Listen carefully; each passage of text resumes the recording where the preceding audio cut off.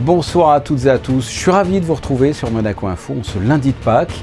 Une édition particulièrement sportive aujourd'hui avec les Impies, l'équipe de rugby à 7 de la Principauté qui a remporté le tournoi du Melrose Sevens en Écosse. Notre invité, Eric Elena, le président du MBA, reviendra sur la descente de l'équipe féminine de basket suite à des blessures de joueuses cadres. Et ce, malgré un bon début de saison en deuxième division, le MBA retrouvera la NF1 la saison prochaine. Ce samedi s'est déroulé le premier tournoi international junior de lutte organisé par le club de Monaco. Il y aura également une place pour la culture dans ce journal avec notre deuxième invité, le commissaire de l'exposition consacrée à Georges Condo à la Villa Paloma.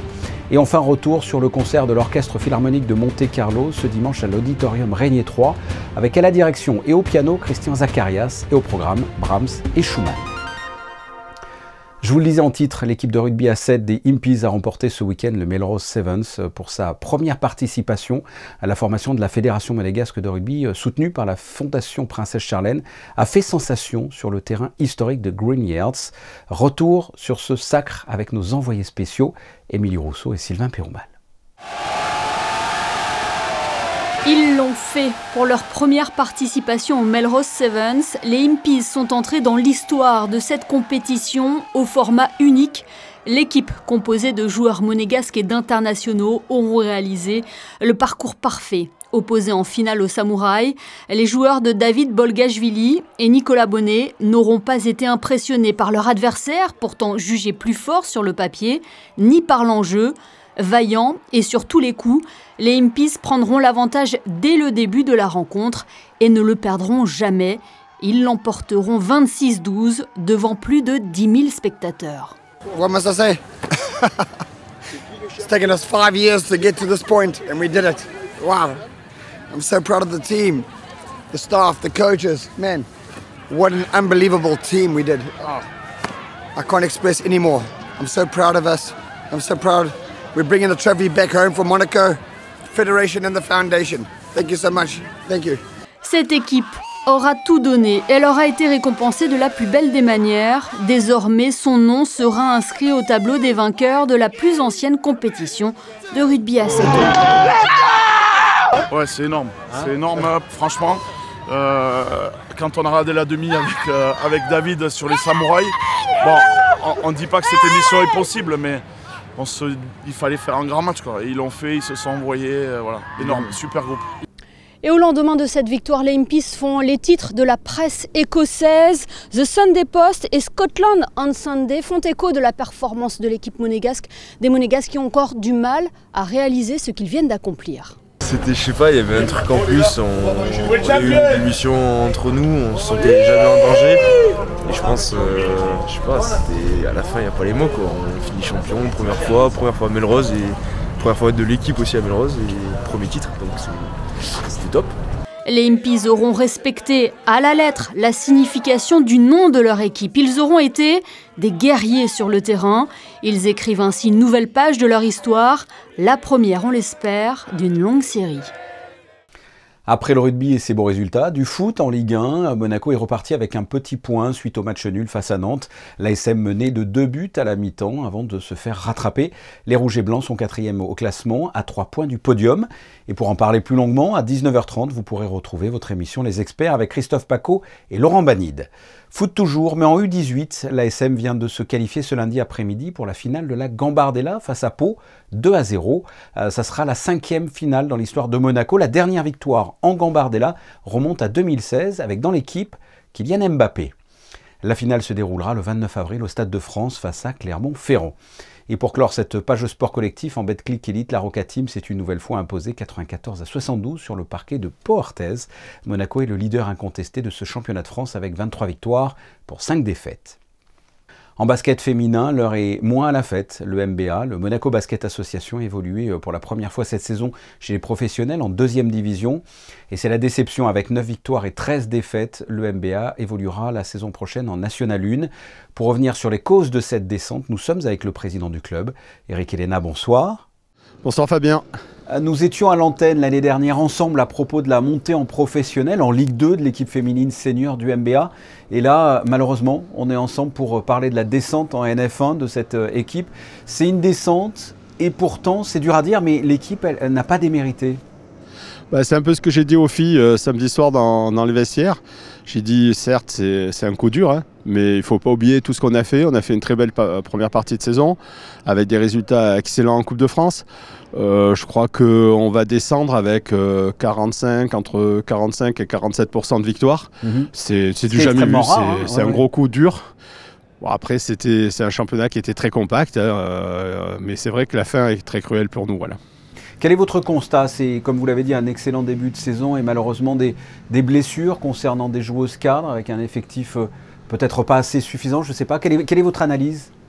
L'analyse, on a vite fait. Aujourd'hui, c'est vrai qu'on est rentré dans un monde professionnel où on est parti avec 10 joueuses. C'est insuffisant. Il en fallait au moins 2 de plus. Après, on n'a pas eu vraiment de chance. On a eu 3 grosses blessées qui sont des joueuses majeures et que, bien sûr, c'est un handicap. Aujourd'hui, l'équipe, c'est plus la même. Hein. Je veux dire, si vous enlevez Rokatim, Modjedounas, Diallo et, je sais pas moi, James, c'est plus la même équipe. Et nous, c'est un peu ce qui nous est arrivé. En plus, c'est arrivé au mauvais moment parce qu'on n'avait plus le droit de prendre de joker.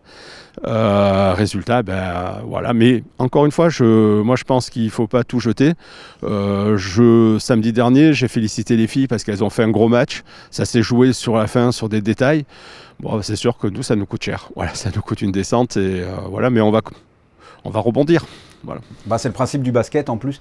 Qu'allez-vous retenir de la saison, le début du championnat, la Coupe de France dont vous avez parlé, vous êtes allé loin, qu'est-ce que vous retiendrez? Cette année, ce que je retiens, c'est qu'on a retrouvé un peu notre état d'esprit, je veux dire, nos valeurs. Et voilà, sincèrement, c'est déjà très très bien. Que ça soit en jeunes, où il y a d'excellents résultats. Voilà, et puis qu'on est toujours un club avec des dirigeants motivés et passionnés. Et ce qui, j'espère, va nous pousser à repartir de l'avant rapidement. J'imagine que lors du dernier match, ça a été dur à encaisser. Là, vous êtes dans un esprit de construction. Vous êtes dans quel état d'esprit? Aujourd'hui, on s'aperçoit que le marché, ça y est, c'est parti à fond. Hein. Toutes les joueuses qu'on a sont sollicitées, donc elles attendent des garanties que j'essaye de leur donner. J'espère que du moins l'État monégasque nous continuera à nous aider exactement pour remonter le plus rapidement possible. Mais comme vous dites, on construit, on va essayer de ne pas se tromper surtout, on ne va pas se précipiter. Même s'il n'y a pas beaucoup de monde sur le marché au niveau des entraîneurs, tout ça, je veux prendre mon temps et je veux surtout que voilà, on ne se trompe pas. Oui, vous avez déjà la tête vers l'avenir, vers l'année prochaine, vers le recrutement, que ce soit des joueuses ou de l'entraîneur, on est d'accord? Oui, bien sûr, bien sûr. Eric, j'espère profondément que l'année prochaine, on se retrouvera à la même période et qu'on revivra la joie que l'on a vécue l'année dernière ensemble avec la montée de ces joueuses. On se donne rendez-vous? Allez, on se donne rendez-vous l'année prochaine avec, j'espère, le champagne. Exactement. Voilà. Eric et Léna, je le rappelle, les joueuses donc, du MBA joueront l'année prochaine en National Féminine 1. Ça sera une autre aventure, un autre championnat. Merci d'avoir répondu à mes questions. Merci beaucoup, Fabien. Bonne journée. C'est une première pour le club de lutte de la Principauté. Ce samedi, des enfants venant de plusieurs pays se sont retrouvés à la ZAC Saint-Antoine pour un tournoi international et nous y étions. Reportage. Ils étaient une centaine. Ce tournoi international de lutte a rassemblé des juniors venant de 6 pays, la France, l'Italie, l'Allemagne, la Serbie, la République tchèque et Monaco, de la catégorie U7 jusqu'à la catégorie U17. Ces jeunes se sont affrontés sur le terrain de lutte tout au long de la journée de samedi. C'est un niveau jeune, un niveau amateur. Le principe reste toujours le même, c'est que les enfants se fassent plaisir. Nous, on est là pour permettre aussi de faire découvrir la lutte. C'est vrai que c'est un sport pas forcément médiatique, très populaire, mais pas médiatisé malheureusement. Donc nous, notre principe aujourd'hui, c'est en fait de faire tout simplement découvrir la lutte à Monaco et aussi d'attirer peut-être des filles, parce que malheureusement, nous n'avons pas de lutte section féminine. Donc c'est aussi la volonté du club, du conseil d'administration, de tout le monde de développer ça. Je les vois qu'ils sont tous prêts. Une semaine avant, ils m'ont demandé toujours « Grégory, quand on fait, c'est quel jour ?» Tous les jours, ils m'ont demandé « c'est quand on commence les compétitions ?» Je pense qu'ils sont tous prêts pour avoir de bons résultats. Moi, j'ai fait la lutte juste pour le plaisir et parce que je m'amuse bien. Qu'est-ce qu'il faut faire dans ce sport? Raconte-moi un peu. Je ne connais pas bien la lutte. En gros, le but, c'est qu'il faut mettre son adversaire sur le dos. Ou alors on peut gagner avec les points, il doit y avoir 8 points d'écart normalement. Voilà de quoi être incollable sur les règles de la lutte. Et après les matchs officiels, et pour en mettre plein les yeux à tous ces jeunes passionnés, à l'issue, 2 matchs amicaux ont été organisés avec le champion du monde face au champion d'Europe masculin. Même chose pour les femmes, la championne du monde face à la championne d'Europe. Pour finir, les enfants sont montés sur le podium. Un premier tournoi international de lutte en principauté en hommage à 2 anciens dirigeants du club et de la fédération qui nous ont quittés, Joseph Zorniotti et Robert Ganassia. Culture à présent, et commençons par le dernier concert de l'Orchestre Philharmonique de Monte-Carlo qui s'est déroulé ce dimanche à l'Auditorium Régnier 3 avec un peu de romantisme dans ce monde de brut. Au programme, Brahms et Schumann avec le chef d'orchestre et pianiste Christian Zacharias. Reportage de José Sacré.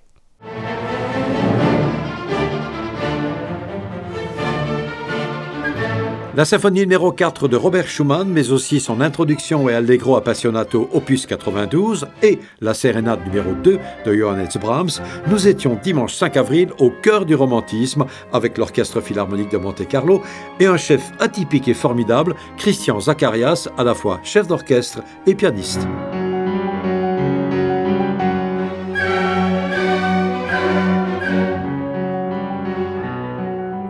Aujourd'hui, j'étais plutôt dans le Circus Maximus, et j'ai travaillé avec tout le monde. Voilà. Et bien sûr, c'est un défi. Et certainement, c'est Schumann, qui est assez compliqué de gérer, mais avec un orchestre, je dis toujours, tout d'abord, c'est des musiciens, et deuxièmement, c'est un orchestre d'opéra. Ouais. Et ça, c'est un grand secret, parce qu'à l'opéra, tout peut arriver, et ils sont prêts. Ils écoutent, ils peuvent accompagner spontanément, et ils peuvent accompagner... si quelque chose change, ils sont là. Ah, c'est extraordinaire, ça. Un grand plaisir. Oui, parce que dans des concertos, j'allais dire entre guillemets normaux, oui. Il y a la part du piano, il y a la part de l'orchestre, oui. Le pianiste se lève, et parfois il y a un certain rythme qui continue, oui, n'est-ce pas, oui. Mozart, un Beethoven. Oui. Ici, Schumann, il y a des moments où chaque mesure est un tout petit peu différente. C'est le rubato, c'est la liberté, et je veux garder cette liberté pour cette musique. Et ils étaient là. Bon, on a eu 3 répétitions avec ça, mais ça vaut le coup. Pour le prochain concert samedi 15 avril à 20h, le maestro Kazuki Yamada a invité la pianiste Momo Kodama. Momo Kodama, qui est née au Japon mais qui a grandi en Europe, elle a étudié la musique notamment au Conservatoire de Paris. Depuis début avril et ce jusqu'au 1er octobre, la Villa Paloma abrite une exposition originale de Georges Condo qui s'intitule Humanoïde. Pour connaître les contours de cet événement, nous recevons le commissaire de l'expo, Didier Autinger. Il s'est entretenu avec Julia Vial. On les écoute. Bonsoir à vous. Bonsoir. Alors, première question sur la préparation de cette exposition. Comment avez-vous travaillé à distance avec Georges Condo qui vit, on le rappelle, aux États-Unis ? Alors, on a fait des listes et des listes et des listes parce qu'il fallait adapter l'œuvre de Condo qui est quand même très vaste, on pourrait dire même pléthorique, à un format d'exposition qui est quand même assez réduit. On est dans une villa qui comporte 6 salles et il fallait trouver les œuvres qui correspondent aux 8 chapitres qui constituent l'exposition. Donc ça a été un jeu d'affinement permanent pour trouver le bon tableau au bon format dans la même salle, sachant en particulier que tous les espaces n'ont pas la même hauteur. Donc il fallait aussi identifier des tableaux qui puissent aller dans tel et tel espace de la Villa Paloma. Justement, un mot sur le travail de Christophe Martin, le scénographe. Oui, alors le scénographe a évidemment formaté les salles, il a ouvert certains espaces pour que des tableaux bénéficient d'une lumière naturelle, il a créé un environnement particulier pour les sculptures de Georges Condo, et vous verrez, le résultat est très spectaculaire.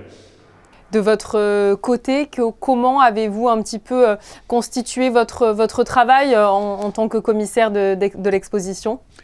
Alors, la Villa Paloma comporte 3 niveaux de salles d'exposition, et dans chacun de ces niveaux, il y a 2 salles. Donc, ça nous donnait, allez, on va dire 6 salles qu'il fallait structurer pour essayer de rendre compte d'un parcours artistique qui est extrêmement développé, puisque c'est quelqu'un qui peint beaucoup, Georges Condo, mais qui peint toujours d'une certaine façon le même sujet, à savoir la figure humaine.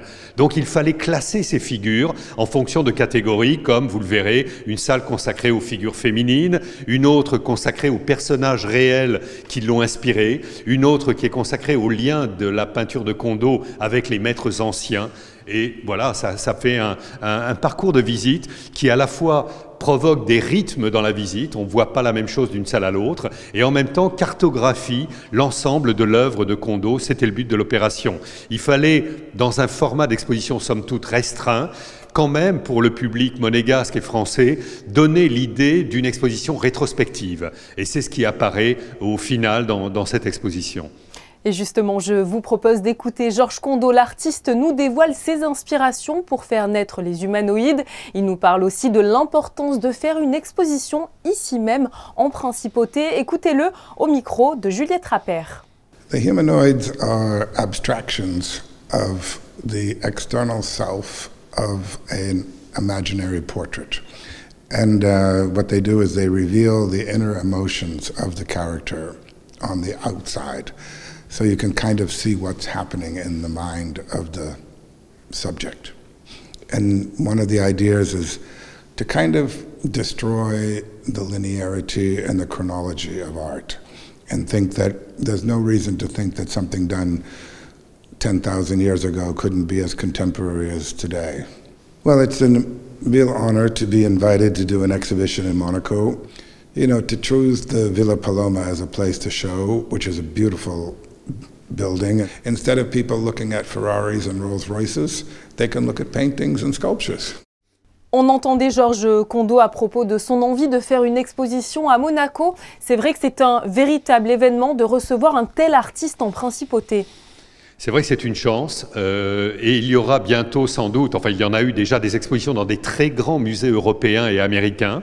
Le fait qu'il nous donne cette exposition en Principauté est vraiment, il faut le mesurer, une chance assez exceptionnelle, oui, en effet. Georges Kondo relève aussi à travers son œuvre globale, on en a parlé, mais un vrai défi en s'emparant du cubisme et en l'humanisant. Avec votre œil expert, qu'est-ce que vous ressentez lorsque vous regardez ces œuvres ?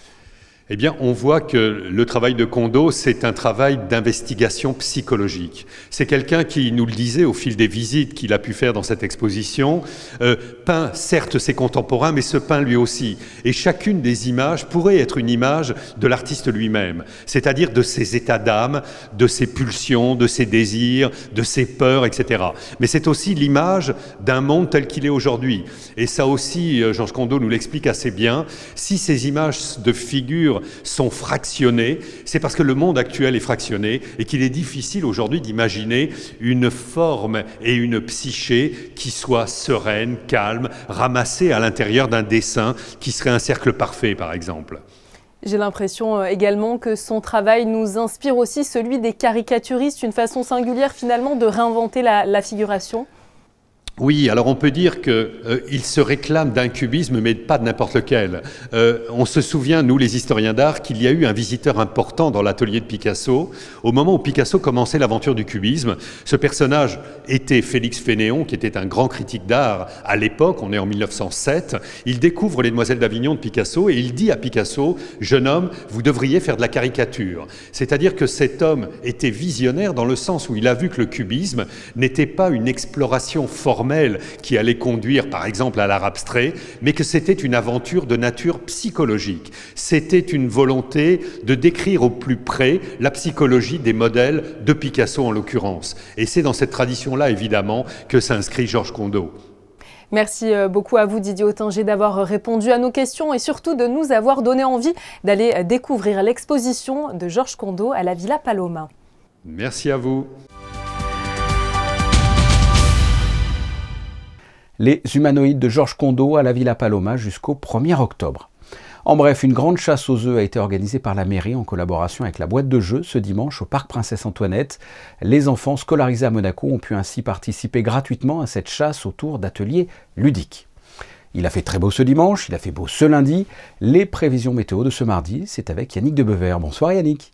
Bonsoir Fabien, bonsoir à tous. Comme aujourd'hui, il fera beau en Principauté demain avec un vent soutenu tout au long de la journée. Les températures sont douces, comptez entre 10 et 17 degrés pour la maximale. Nous gagnons encore 3 minutes d'ensoleillement demain avec un lever du jour à 6h53 et un coucher à 20h09. Ce mardi 11 avril, nous fêtons Saint-Stanislas. Stanislas, qui est le saint patron de la Pologne. Merci Yannick. C'est parti pour la 116e édition du Rolex Monte Carlo Masters. Après les qualifs de ce week-end, place au premier tour de ce Master 1000. Ce sont vos photos du jour de Stéphane Dana. Et à ce propos, sachez que vous retrouverez à 20h30 votre émission Les Experts avec Frédéric Hélion, Christophe Paco et Laurent Orsini concernant les résultats de ce lundi.